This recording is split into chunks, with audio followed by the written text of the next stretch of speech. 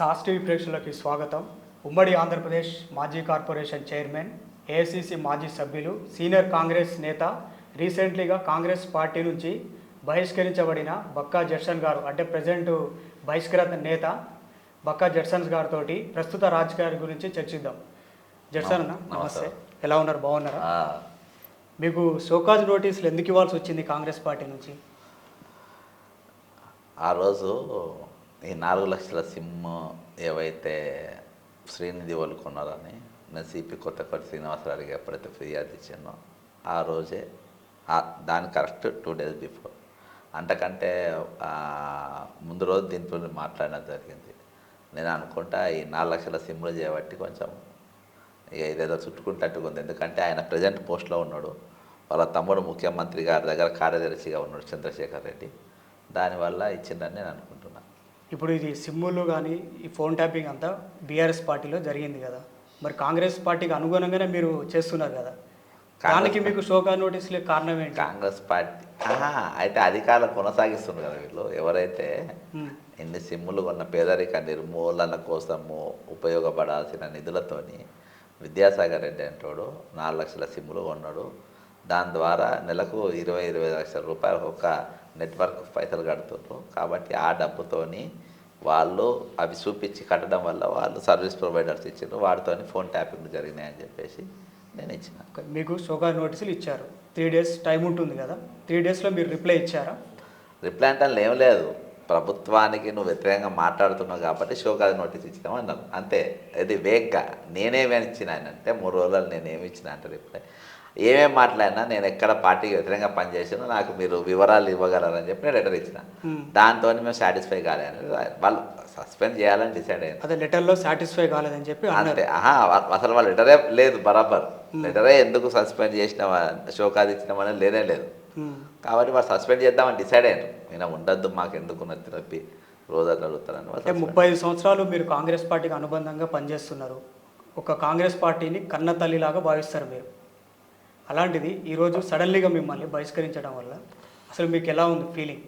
కన్న తల్లిక భావించలే కానీ ఒక పార్టీ, ఒక ఏది నేను ఇష్టపడ్డ పార్టీ, ఐడియాలజికల్గా నాకు నచ్చిన పార్టీ, అందులో ఐడియాలజీతోనే నా పార్టీలో ఉన్న వాళ్ళు ఏదైతే సోషల్ ఈక్వాలిటీ కోసము పాటుపడతారనేది అందులో ఆ సందేశం ఉందో ఆ సందేశాన్ని బట్టి నేను ఉన్నా. కానీ నేను దాని తర్వాత అవి నరాలు అవి ఇంకిపోవడం వల్ల ఈ రోజు వరకు కూడా వాళ్ళు మాకు ఈయన వద్దు అని పంపేదాకా ఈ 34 సంవత్సరాలు నేను నీతి నిజాయితీతోని ఓ కాంగ్రెస్ పార్టీ విధేయన సైనికుల లెక్క ఈరోజు పనిచేసిన. కానీ కాంగ్రెస్ పార్టీ బతుకుదేరు కోసం వచ్చిన వాళ్ళు ఈరోజు నన్ను బహిష్కరిస్తే కాంగ్రెస్ పార్టీలో ముందుకెళ్ళి నేను ఉండి సర్వీసులు అందించిన నాయకత్వం మౌనంగా ఉన్నది, అదే నాకు బాధ అనిపించింది.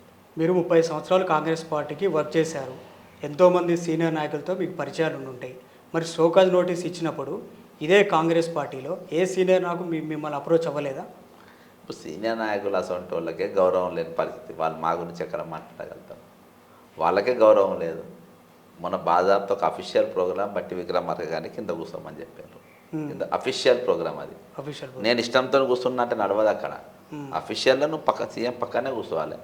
అసలుంటిది వాళ్ళకే ఈరోజు గౌరవం లేదు, వాళ్ళకే భద్రత లేదు. అసలు కొత్త వాళ్ళని తీసుకొచ్చి వాళ్ళకి చెక్కులు పెడతా ఉన్నారు. కాబట్టి వాళ్ళది వాళ్ళే కాపాడుకునే పని పైన వాళ్ళు ఉన్నారు. ఇక వాళ్ళు నన్నేం కాపాడుతారు? మీరు ప్రజాక్షేత్రంలో ఎప్పుడు వ్యతిరేక పోరాటం చేస్తూనే ఉంటారు కదా. నాకు తెలిసి కాంగ్రెస్ పార్టీ అధికారం వచ్చిన తర్వాత గడిచిన 3 నెలల నుంచి వ్యతిరేకతంగా మీరు పోరాటం చేస్తూనే ఉన్నారు. అయినా మీకు పార్లమెంట్ ఎన్నికల ముందు ఎందుకు ఇవ్వాల్సి వచ్చింది షోకాజ్ నోటీస్? అంటే ఇప్పుడు ఇంపాక్ట్ పడదా పార్టీ పైన? పడుతుంది, ఎందుకు ఖచ్చితంగా పడుతుంది కూడా. ఇప్పుడు ఈరోజు నేను అదే కదా, నేను నాది పడేంత ఇది కాదు, పిక్చర్ లేదు ఇప్పుడు వాళ్ళకి. కాకపోతే వాళ్ళంతటా వాళ్ళే ఈరోజు బీజేపీని గెలిపించే పని పైన రేవంత్ రెడ్డి గారు కంకణం కట్టుకున్నాడు. అలా మీరు చేవెళ్ళ చూడండి, 4 కల్లా అక్కడ మహేందర్ రెడ్డి భార్య అయితే ఈజీగా గెలిచేది, ఆమెను తీసుకొచ్చి మల్కాజ్గిరిలో పెట్టారు. మల్కాజ్గిరిలో ఈటల రాజేందర్ ఇదివరకు ఆయన్నే గెలిపించారు. కాబట్టి ఆ ఉద్దేశంతో వాళ్ళే పనిచేస్తూ ఉంటారు. లేదు, వి హనుమంతరావు గారు కూడా మీకు షోకాజ్ నోటీస్ ఇచ్చే 3 days బిఫోర్ మీడియా ముందు కాంగ్రెస్ పార్టీ గురించి వ్యతిరేకంగా మాట్లాడారు. ఇదే కాంగ్రెస్ పార్టీ కార్యనిర్వాహక అధ్యక్షుడు మహేష్ గౌడ్ గారు ఏమన్నారంటే ఏదైనా ఉంటే అంతర్గతంగా చర్చించండి, ప్రజల ముందు వ్యతిరేకంగా మాట్లాడద్దు అన్నారు. మీరేమైనా అప్పుడు మహేష్ కుమార్ గౌడ్ గారితో ఏమైనా అంతర్గతంగా చర్చించారా? మహేష్ గౌడ్ అంటే ఆయన కూడా పార్టీని మారొచ్చినోడే. ఉమ్, ఆయన 2004లో కాంగ్రెస్ అధికారం కాంగ్రెస్ పార్టీని తిట్టి టీడీపీకి పోయి వచ్చినోడు. ఈరోజు ఆయన నీతులు చెప్తాడు, ఎవడు వినేటోడు లేడు. హనుమంతరావు నాకు 10 సార్లు ఫోన్ చేసిన, ఆయన ఫోన్ లేపాలి. ఎందుకంటే ఆయన అవసరం ఉన్నప్పుడు ఫోన్లు చేస్తాడు, ఉమ్. అవసరం అయిపోయిన తర్వాత పోయి కాంప్రమైజ్ అవుతాడు ఆయన. అంటే ఇప్పుడు ఈరోజు ఆయన పోయి కాంప్రమైజ్ అయ్యిండు. ఉమ్. కానీ నేను కాంప్రమైజ్ కాను కదా. నేను రేవంత్ రెడ్డి కాంప్రమైజ్ సవాలే లేదని చెప్పిన. అంటే ఇప్పుడు విహెచ్ గారు కాంగ్రెస్ పార్టీ అధికారంలో ఉందని చెప్పి కాంప్రమైజ్ అయ్యారా, లేకపోతే భయపడ్డారా? అధికారం అని కాదు, ఆయన ఎప్పుడైనా కాంప్రమైజింగ్ మెంటాలిటీ. కాంప్రమైజ్ అంతే, కొట్లాడతాడు, తర్వాత పోయి కాంప్రమైజ్ అవుతాడు. నాకు ఆ క్యారెక్టర్ తెలిస్తేనే సైలెంట్ ఉన్నాను. గతంలో 2 సార్లు నాకు అనుభవం అయింది. అనుభవం ఈసారి ఫోన్ కూడా లేపాలి ఆయన, ఒక 10 సార్లు చేసి ఉంటాడు. అసలు మీ ధైర్యం ఏంటి? అసలు ఏ అధికార పార్టీ ఉన్నా మీరు ప్రజా వ్యతిరేకంగా చేస్తే చాలా పోరాటం చేస్తారు, అలుపెరుపు అని పోరాటం చేస్తారు. అసలు మీకున్న ధైర్యం ఏంటి? ధైర్యం మన దగ్గర సత్యం ఉన్నప్పుడు, నీతి నిజాయితీ ఉన్నప్పుడు మనం ఖచ్చితంగా గట్టిగా మాట్లాడతాము. అంటే గవర్నమెంట్ నుంచి ఏ థ్రెడ్ కానీ అలాంటిది దేనికి భయపడరు మీరు? ప్రత్యేకంగా ప్రజాస్వామ్యబద్ధంగా మనకు బాబాసాహెబ్ అంబేద్కర్ గారు అందరికీ ఈ దేశంలో ఉన్న 125 కోట్ల మందికి ఏదైతే రాజ్యాంగ భద్రత కల్పించిందో ఆ రాజ్యాంగంతో కూడినటువంటి హక్కులతోని నేను అడుగుతాను. అలా తప్పేమున్నది? ఉన్నట్టు అడుగుతాం. అదే ఇప్పుడు కాంగ్రెస్ పార్టీ బీఆర్ఎస్ నుంచి చాలామందిని తీసుకొని ఎంపీ సీట్లు ఇస్తుంది కదా, అంటే కాంగ్రెస్ పార్టీలో సరైన లీడర్లు లేరనా అని రేవంత్ రెడ్డి గారి ఉద్దేశం కావచ్చు. ఇప్పుడు అది వాళ్ళ పార్టీ కదా, మా పార్టీ కాదు కదా.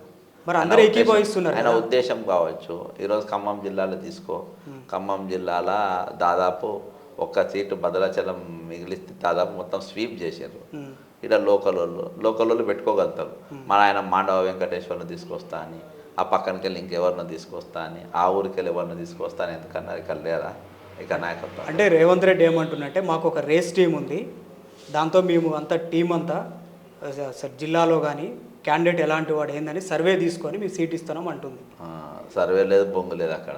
అదేందా వీళ్ళు కలిసి కూర్చొని ఎవరి పేరు పడితే వాని పేరు, వాళ్ళకి ఎవరితో లావాదేవీలు ఉంటే వాళ్ళ పేర్లు సెట్ చేస్తారు. సునీల్ గారితో ఆయనతో చెప్పిస్తారు, ఆ పేర్లు వస్తాయి. కానీ ఎవడు డీసీపీ నాగరాజ్కి టికెట్ ఇస్తాను గెలుస్తాను ఎవరు చెప్పి, కడియం కావ్య పేరు ఎవడు చెప్తాడా? ఏ సర్వే చెప్పింది ఆయనకు రేవంత్ రెడ్డికి? చెప్తున్నాడు కదా, హైకమాండ్ సర్వేస్ తెప్పించుకొని సీట్స్ ఇస్తున్నాం. ఏం లేదు, అవైతే వీళ్ళకి టికెట్లు ఇస్తే నేను సపోర్ట్ చేస్తా, లేకుండా మీరు చూసుకో అని బెదిరించే రకం. చంద్రబాబు నాయుడు బ్లాక్మెయిల్ చేసినోడు. అర్థమైందా? ఈ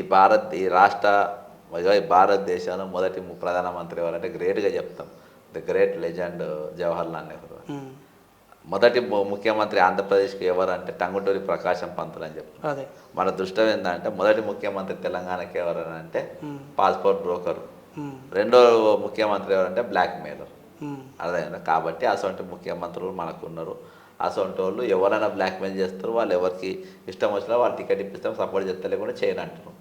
కడియం కావ్యకి టికెట్ ఇవ్వమని ఎవరు ఏ సర్వే చెప్పదబ్బా, ఏ సర్వే చెప్పదు. అసొంటి తెచ్చుకొని టికెట్ ఇచ్చినాం. ఎందుకు అంత ధైర్యంతో ఎందుకు ఇస్తున్నాడు రేవంత్ రెడ్డి? బీజేపీని కలిపి అంటే బీజేపీతో అండర్గ్రౌండ్ ఓపెన్ బడాబాయ్ అని చెప్పిండు.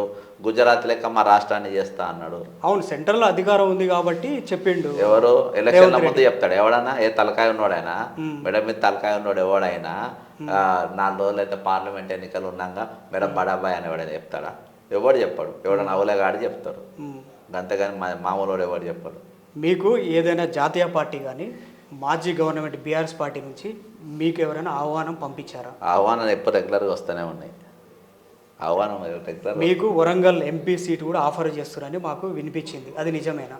నిజమే. జాతీయ పార్టీనా లేకపోతే ఇంత ముందు అధికారంలో ఉన్న పార్టీ? అధికారంలో ఉన్న పార్టీ. మీరు జాతీయ పార్టీ వాళ్ళు కూడా టచ్లో ఉన్నారు.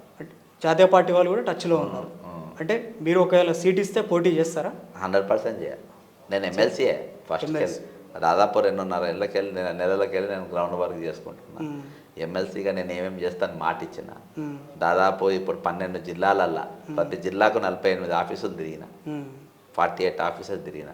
దాదాపు ఒక 70,000 మందిని ఈ రోజు వరకు ఓటర్లు నేను కలిసిన 1 to 1. ఈ 2.5 నెలలల్లా దాదాపు 3వ నెల కావస్తుంది. కాబట్టి నేను వాళ్ళతో కంఫర్టబుల్గా ఉన్నా. 100% ఈ 10 రోజుల్లో నోటిఫికేషన్ కూడా వస్తుంది. నేను ఎమ్మెల్సీగా గెలుస్తా. నేను రాష్ట్రంలో కొట్టాలని అనుకుంటున్నా. నా ఇల్లు నేను చదువుకుంటా, కానీ ఎంపీకి నాకెందుకు? నేను వేరే పార్టీకి పోను, వేరే పార్టీ పోయే ఆలోచన కూడా నాకు ఉండదు. లేదు లేదు. అయితే ఇంకోటి లిక్కర్ స్కామ్ జరిగింది కదా, అసెంబ్లీ ఎన్నికల ముందు కవితని అరెస్ట్ చేయలేదు మన మాజీ ఎంపీ, మాజీ ముఖ్యమంత్రి గారి కుమార్తె. పార్లమెంట్ ఎన్నికల ముందు ఎందుకు అరెస్ట్ చేయాల్సి వచ్చింది? పొలిటికల్ మైలేజ్ కోసము మేము ఇద్దరం ఒకటి కాదని చెప్పుకోనికి. ఈరోజు లిక్కర్ స్కాము పెద్ద స్కామే, కానీ లిక్కర్ కంటే తల స్కాము తెలంగాణ అప్పుల పాలు చేసిన scam, Kaleshwaram scam, mission Bhagiratha scam, Dharani scam, వీటిపైన కేంద్ర ప్రభుత్వం సిబిఐ ఈడీలు ఎందుకు పనిచేయాలి? ఈరోజు అవి వాళ్ళకి ఎప్పుడు అవసరం ఉంటే అప్పుడు పనిచేస్తాయి.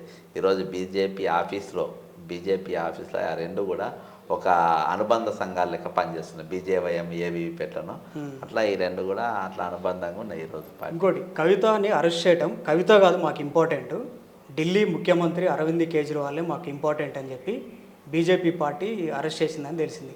దాని గురించి మీ వివరణ ఏంటి? వాళ్ళు ఏదేమున్నా కానీ కేజ్రీవాల్ని అరెస్ట్ చేసినాక భయంకరంగా నార్త్లో భయంకరంగా వచ్చింది. ఇప్పుడు నార్త్లో వ్యతిరేకత రావడానికి పెద్ద కారణం ఏంటంటే కేజ్రీవాల్ అరెస్ట్. అగర్వాల్ కమ్యూనిటీ వాళ్ళు ఇదివరకు అసెంబ్లీ ఎన్నికలకు వచ్చేవరకు ఢిల్లీలో కేజ్రీవాల్కి వేసేది, ఎంపీలు వచ్చేవరకు బీజేపీకి వేసేది. ఈరోజు రెండు కూడా వన్ సైడ్ ఇండియా కూటమికి వేసే పరిస్థితి నార్త్ ఇండియాలో మొత్తం కెలుగుండే, ఓన్లీ బికాజ్ ఆఫ్ కేజ్రీవాల్.